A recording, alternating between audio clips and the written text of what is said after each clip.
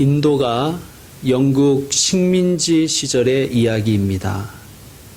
코브라가 사람을 물어 죽이는 사건이 빈번하자 총독부가 묘안을 냈습니다. 코브라의 머리를 가지고 오면 그 숫자만큼 돈을 주겠다. 처음에는 이 정책이 성공적인 듯 보였습니다. 잡아오는 코브라의 숫자가 점점 증가했기 때문입니다. 총독부는 이 코브라가 조만간 박멸되리라고 믿었습니다. 그런데 1년이 지나고 2년이 지나고 또 3년이 지나도 가지고 오는 코브라의 숫자가 줄어들기는커녕 계속해서 늘어나는 거예요. 뭔가 이상해서 총독부가 그 연유를 조사해 보니 사람들이 처음에는 집이나 집 주변 혹은 산이나 들로 가서 열심히 코브라를 잡았어요. 그래서 사람들이 꾀가 생긴 거예요. 이렇게 하지 말고 코브라를 양식하자.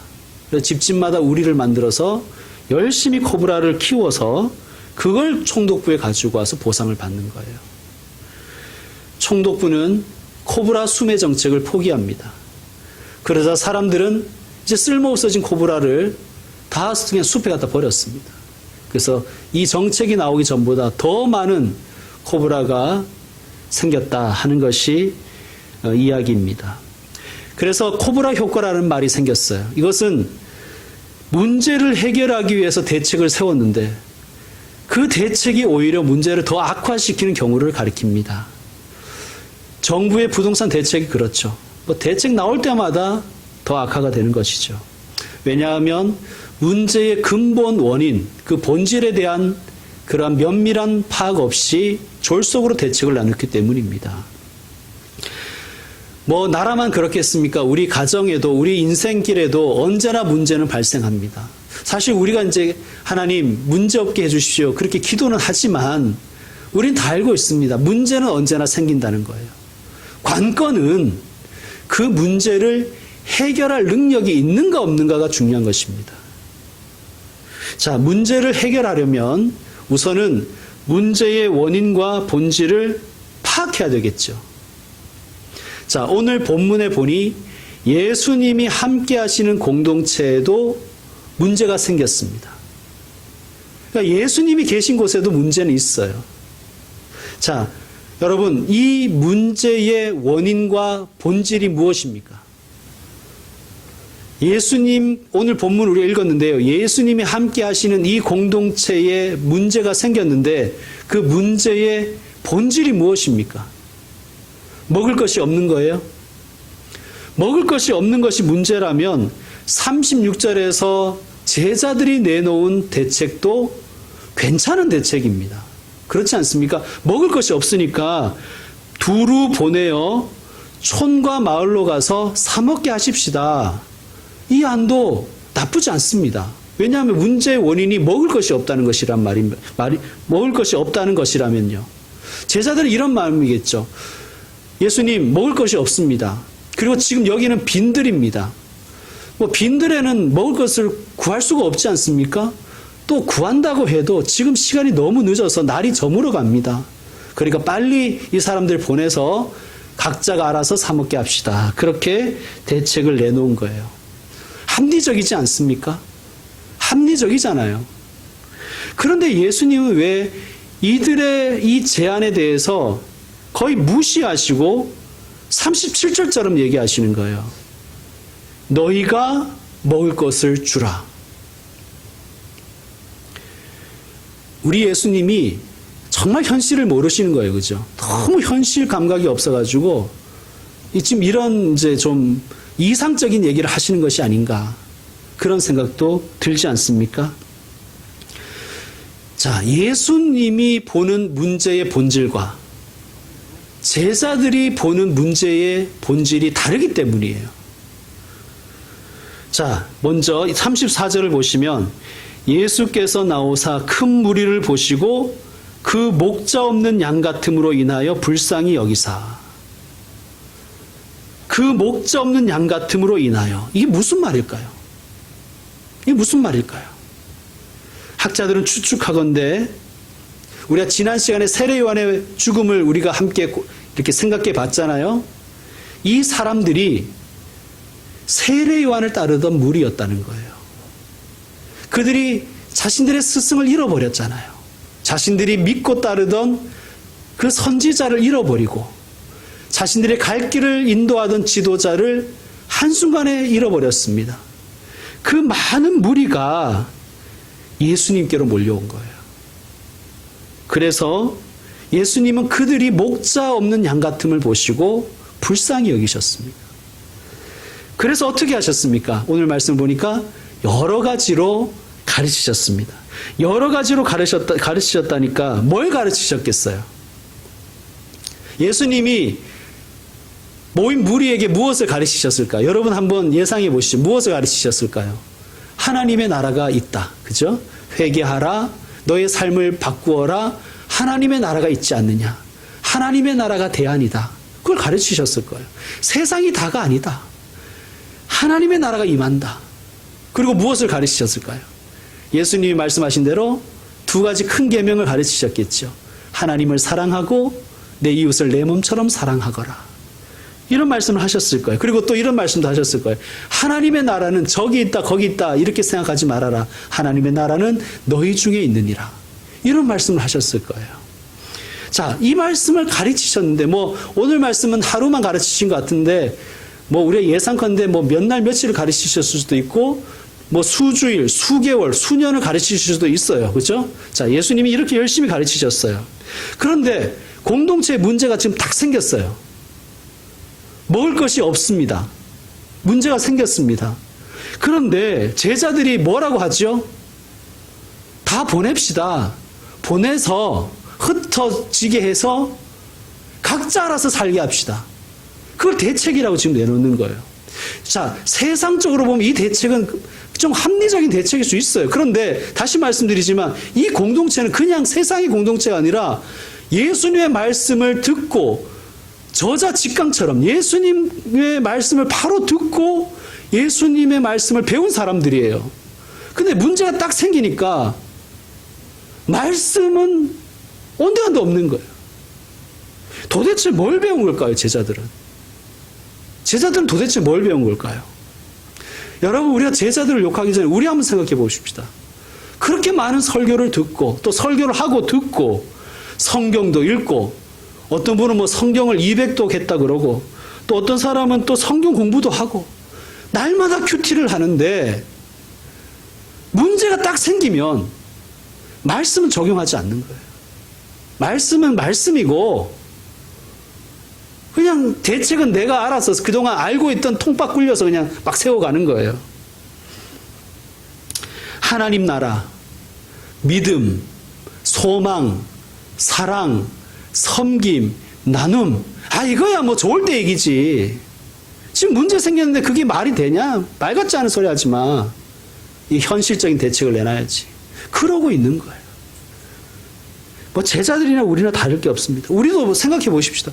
우리는 그동안 왜 성경을 배우고, 왜 성경을 읽고, 왜 설교를 하고, 왜 설교를 듣는 것일까요? 사랑하자. 사랑합시다. 그렇게 입에서 사랑 물고 다니면서 문제가 딱 생기니까 그건 네가 알아서 해야지. 이게 무슨 사랑이에요? 목사님 말이 그렇다는 얘기죠. 사랑이 밥 먹여줍니까? 하나님의 나라가 어떻게 현실에서 가능합니까? 목사님도 현실 파악을 하셔야죠. 그러고 있는 것이죠, 사실은. 자, 문제에 부딪히자 제자들은 말씀대로 하지 않고 뭘 합니까? 계산을 먼저 합니다. 계산부터 하는 거죠. 사람들이 다 먹으려면 200데나리온이 필요합니다. 얼마나 계산이 빠릅니까? 시간이 없어서 안 되고 공간이 안 돼서 안 되고 예산이 없어서 안 되고 여기는 빈들입니다. 날이 저물어 갑니다. 200데나리온은 있어야 됩니다. 안 된다는 거죠. 그러니까 빨리 흩어보내자는 거예요. 사랑이고 뭐고 섬김이고 나부터 살아야죠 뭐 이러면서.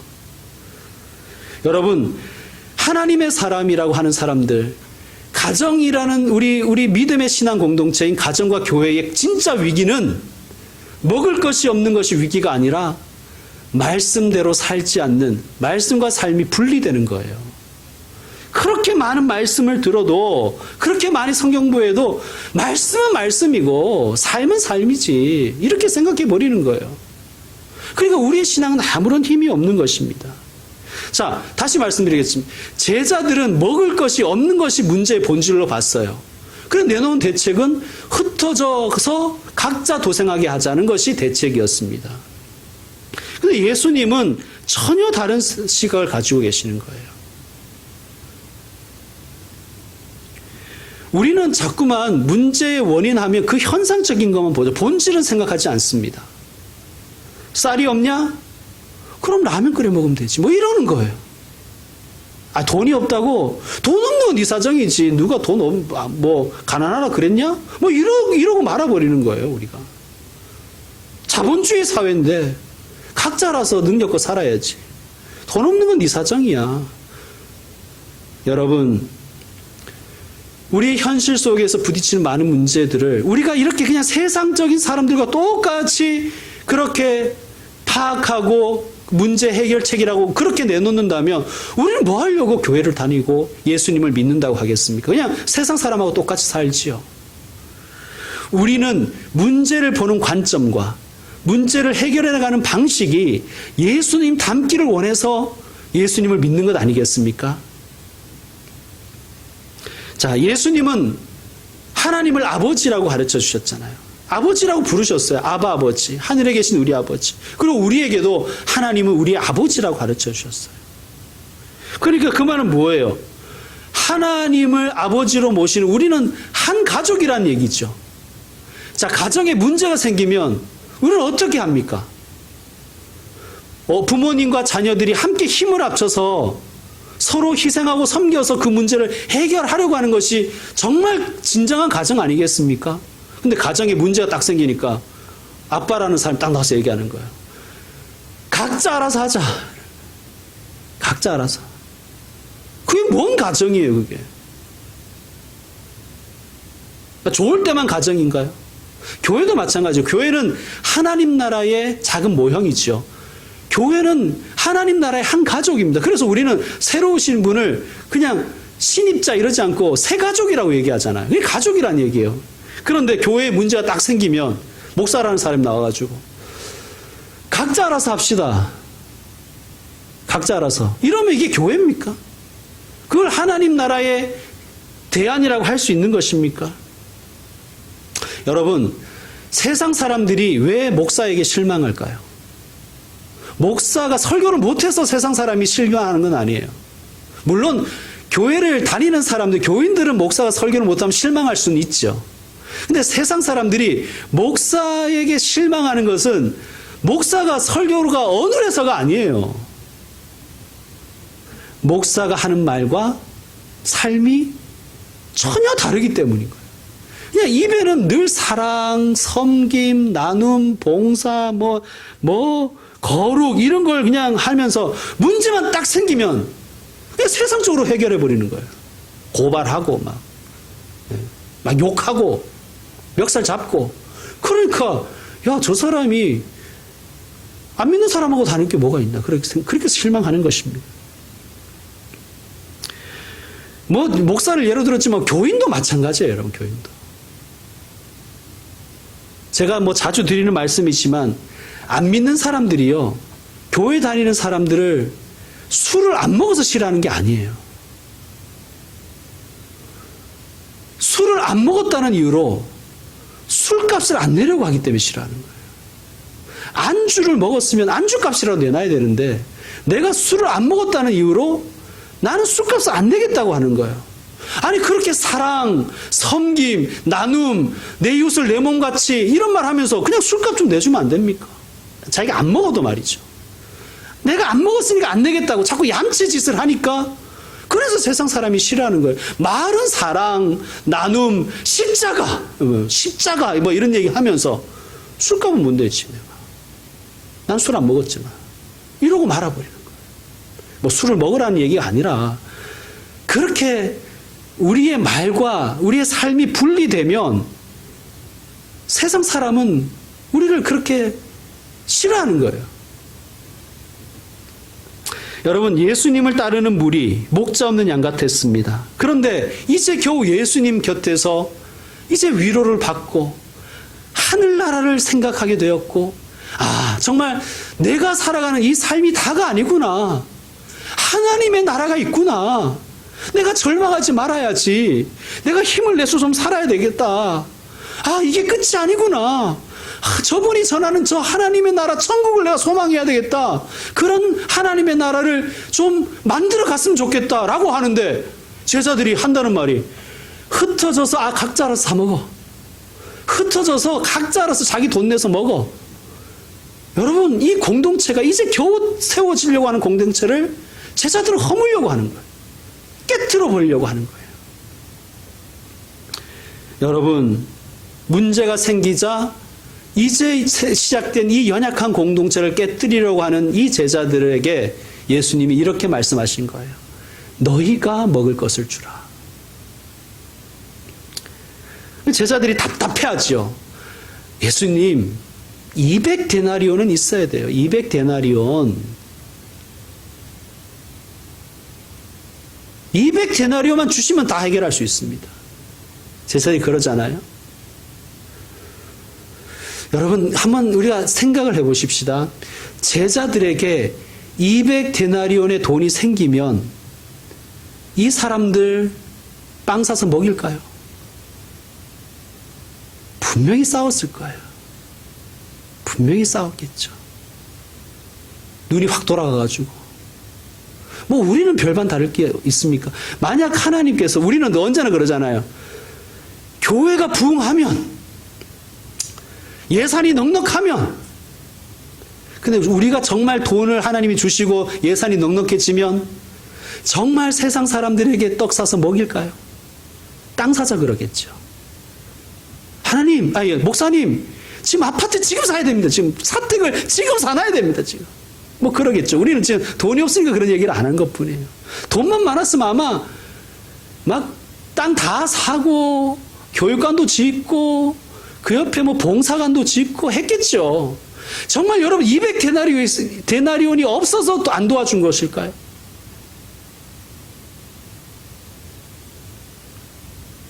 뭐 제자들은 이렇게 생각했을 수도 있을 것 같아요. 아니 뭐 교회가 말씀만 잘 가르치면 되지 뭐 사람들까지 뭐 떡 사서 먹여야 됩니까? 뭐 이럴 수는 있는 거예요. 아니 우리가 병자들 공짜로 고쳐줬는데 뭐 밥까지 먹여야 됩니까? 뭐 이럴 수는 있을 것입니다. 그런 심정일 수는 있어요. 근데 예수님은 너희가 먹을 것을 주라는 거예요. 그리고 이렇게 말씀하십니다. 너희에게 떡 몇 개나 있는지 가서 보라. 제자들이 이제 조사를 했겠죠. 그리고는 보고합니다. 뭐라고 보고합니까? 떡 5개와 물고기 2마리가 있더이다. 우리가 그렇게 많이 들었던 이게 오병이어예요. 오병이어. 자, 이 지금 이야기하는 제자들의 그 뉘앙스가 뭘까요? 우리는 오병이어 이러면 워낙 말씀을 많이 들었기 때문에 기적부터 생각하죠. 기적. 축복. 그리고 뭐 풍성함. 막 이런 단어들이 막 이미지가 떠오르지만 지금 본문의 제자들이 물고기 2마리와 떡 5개가 있더이다 할 때 이 오병이어는 어떤 뉘앙스일까요? 이런 뜻입니다. 예수님 보세요. 다 긁어 모아도 이거밖에 없는 거예요. 예수님 보세요. 먹고 죽으려고 해도 이거밖에 없어요, 예수님.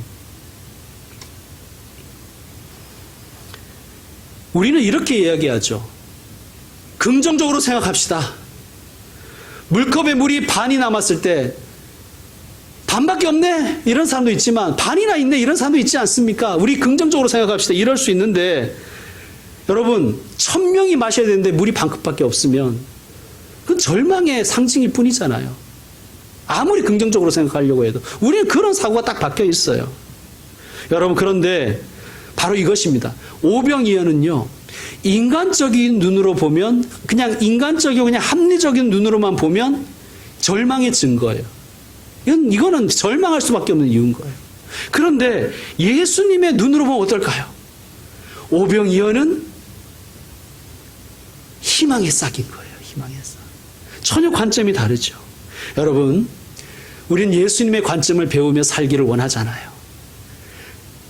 인간적인 눈으로 보면 끝이에요. 이건 막다른 골목이 방법이 없어요. 먹고 죽으려고 해도 이거밖에 없는 그런 아주 절망의 상황의 그 증거일 뿐인 거예요. 그런데요, 우리가 예수님의 눈으로 보면 어떨까요? 소망의 시작입니다. 희망의 꽃입니다. 예수님은 절망의 골짜기에서도 희망의 꽃을 보시는 분이십니다. 여러분, 우리가 그 관점을 배워야 되지 않겠습니까? 그러려고 예수 믿는 거잖아요. 세상 사람하고 똑같이 볼 거면 뭐하러 예수 믿어요? 우리는 세상 사람과 다른 눈으로 보고 살기 위해서 예수님을 믿는 것입니다. 자, 이제 중요한 것은 보는 것만 그렇게 봐서는 안 되잖아요. 바뀌는 건 없지 않습니까? 우리에게 그런 현실을 예수님의 눈으로 볼 수 있는 눈이 생겼다면 문제를 해결해내는 것도 예수님의 방식으로 해결해 가야 되겠죠. 관건은 해결 능력 아닙니까? 자, 예수님이 오늘 이 문제를 어떻게 해결해 가십니까? 첫째는 오병이어에서 시작하시는 거예요. 예수님 이렇게 말씀하지 않으셨어요. 야, 조금만 더 노력해봐라. 조금 더 작정하고 조금만 더 좀 모아볼 수 없겠니? 사실 너희도 알잖아. 물고기 2마리하고 보리떡 5개로 누구 코에 붙이니? 조금만 더 모아봐. 조금만 더. 이러지 않으셨어요. 여러분, 우리는 늘 그렇게 생각하는 거예요. 가진 것이 없다. 아직 부족하다. 여러분, 한번 따라합시다. 우리 교회는 완성되었다. 우리 교회는 한 100명 되는 교회를 가기 위해서 아직 미완성된 교회가 아니에요. 우리 교회는 500명 되는 교회를 향하여 가는 미완성되는 교회가 아니에요. 우리 교회는 지금 완성된 교회입니다. 지금 우리는 교회예요. 우리가 오병이어라도 우리는 교회예요. 우리는 그 관점을 가져야 됩니다. 여러분, 모세를 부르실 때 모세의 나이가 몇 살이었습니까? 80세였죠. 하나님이 모세에게 물으셨어요. 모세야, 너의 손에 있는 것이 뭐냐? 그러니까 모세가 뭐라 그럽니까? 지팡이입니다. 이래요. 하나님이 모세에게 야단치지 않으셨어요. 야, 너 80목도로 뭐 했냐? 지팡이 하나밖에 없냐? 도대체 뭐 한 거야? 아이, 답답해서 말이지. 미사일 하나 만들어 줄게. 이러지 않으셨어요. 아니, 하나님 일을 하려면 미사일 정도는 있어야지. 지팡이가 뭐냐, 지팡이가 뭐냐. 이러지 않으셨어요, 하나님이. 그 지팡이 들고 가라. 성도 여러분, 우리가 오병이어입니다. 성도 여러분, 저와 여러분의 가정이 오병이어예요. 우리 교회가 오병이어인 거예요. 하나님은 오병이어에서부터 시작하시는 거예요. 두 번째로 예수님은 어떻게 문제를 해결해 가셨는가? 공동체를 회복시키셨어요. 자, 39절을 보시면 제자들에게 명하사 그 모든 사람으로 때를 지어 푸른 잔디 위에 앉게 하시니 제자들은 어떻게 하려고 했어요? 자, 끝났습니다. 일어나 가십시오. 자, 흩어지십시오. 가서 사 먹을 수 이러려고 했어요. 제자들은 보내려고 했는데 예수님은 다시 돌아와 앉게 하시는 거예요. 여러분, 각자 도생은 정말 잔인한 방법입니다.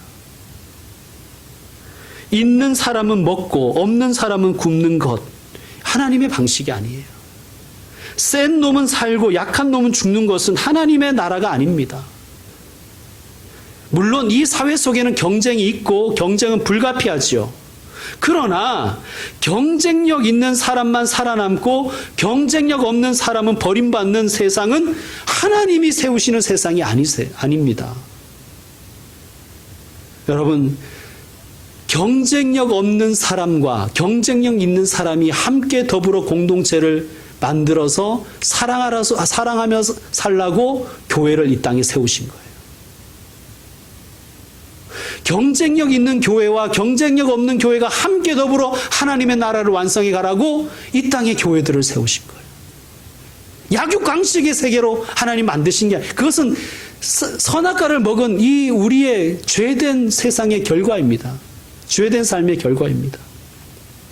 자, 40절을 보시면 그래서 어떻게 됩니까? 때로 100명씩 또는 50명씩 앉은 채, 우리 교회잖아요. 다 100명씩 50명씩 앉았다 그러잖아요. 꼭 100명씩 500명씩에 만족하자 이런 뜻이 아니라 이게 그러니까 작아도 이게 교회인 거예요. 교회. 완성된 교회인 거예요. 그래서 다시 시작하게 하시는 거예요.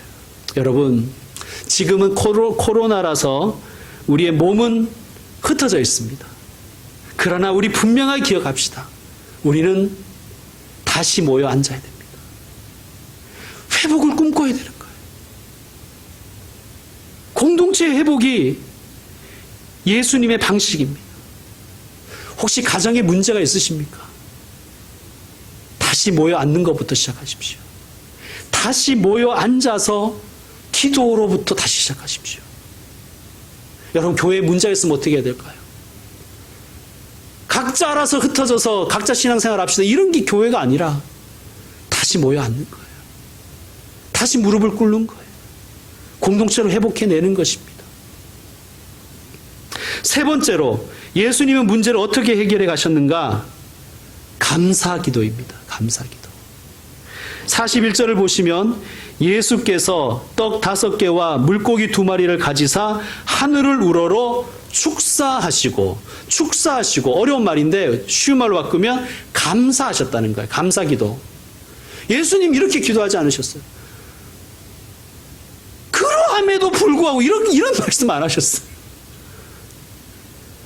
하나님, 내가 죽겠는데 그러함에도 불구하고 감사합니다. 이렇게 조건 달지 않으셨어요. 여러분, 우리의 기도와 예수님의 기도가 기도빨이 다르잖아요. 왜 그럴까요?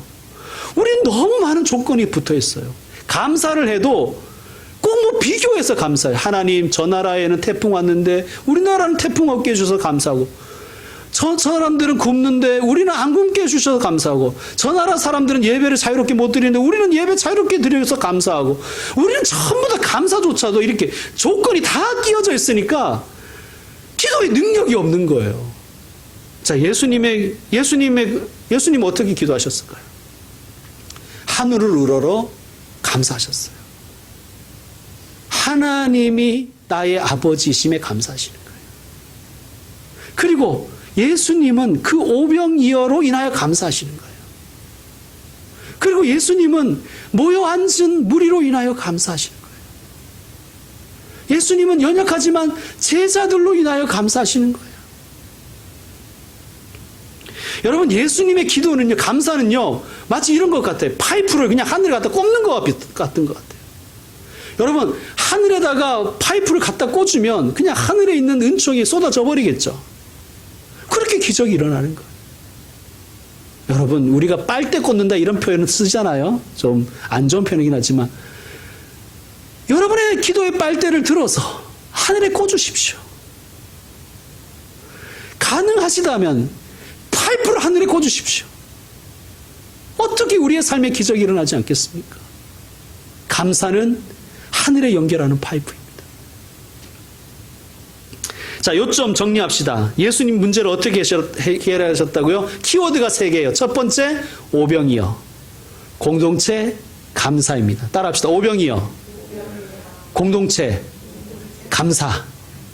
오병이어로 시작하는 거예요. 오병이어로. 조금만 더 모아가지고 10병 사업부터 하자 이런 게 아니라 그냥 오병이어에서 시작하는 거예요. 오병이어에서. 공동체를 회복하는 거예요. 하나님, 지금은 우리가 코로나 때문에 힘들지만 다시 모여 앉기를 꿈꿉니다.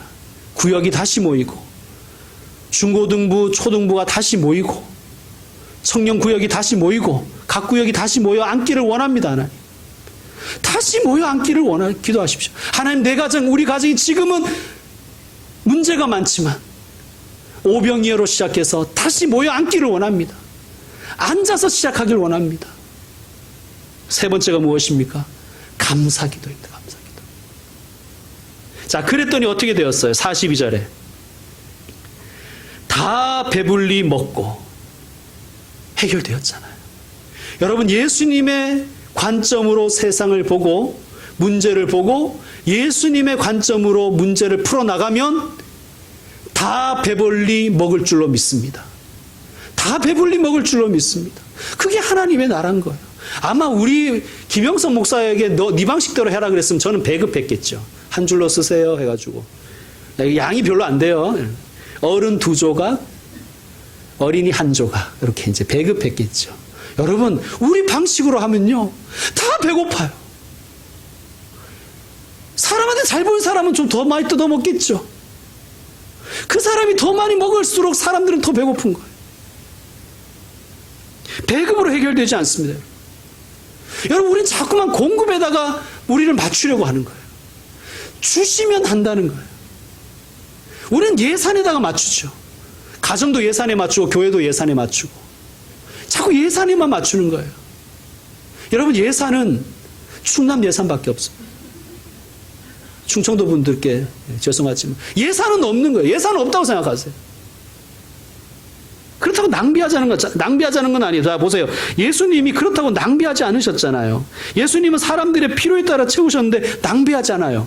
예산에 따라 채우신 게 아니라, 쓴 게 아니라 예수님은 사람들의 필요에 따라서 채워주셨어요. 그랬는데도 낭비하지 않으십니다. 43절에 보니까 남은 떡 조각과 물고기를 12바구니에 차게 거두었으며 낭비하지 않으신 거예요.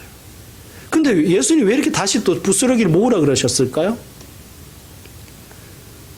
잔디 안 상하게 하려고. 환경보호, 뭐 그런 관점이 전혀 없진 않겠지만 꼭 그런 건 아닐 거예요. 왜 예수님은 낭비하지 말고 다시 모으라고 하셨을까요? 다 배불리 먹었는데 뭐. 분명히 그 중에 누군가는 또 배고플 수가 있지 않겠습니까? 또 어떤 사람은 혹시나 몰라서 좀 양보한 사람도 있지 않겠습니까? 그 사람은 배고플 거 아니에요. 아기 먼저 먹이고, 그죠? 어머니 먼저 먹이고, 이런 사람들 중에 배고픈 사람도 있을 것 아닙니까? 말로 다 드러내지 못했지만, 여러분, 우리 사회 속에는요, 내가 가난합니다, 내가 힘듭니다, 표현하지 못하는 사람들이 많아요. 표현조차 하지 못하는 사람들이. 그 사람들을 위해서 우리는 12광주리를 모아야 되는 거예요. 여러분, 우리 인생길 도처에 문제가 있습니다. 문제 없는 인생, 문제 없는 가정, 문제 없는 교회는 없습니다. 중요한 것은 그 문제의 본질이 무엇인가를 예수님의 눈으로 보고 예수님의 방식으로 해결해 가는 것입니다.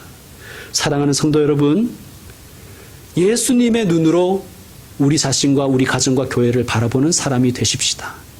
그리고 예수님의 방식으로 우리의 삶에 부딪히는 문제들을 풀어나가십시다. 분명히 오병이어의 기적은 오늘도 일어날 줄로 믿습니다.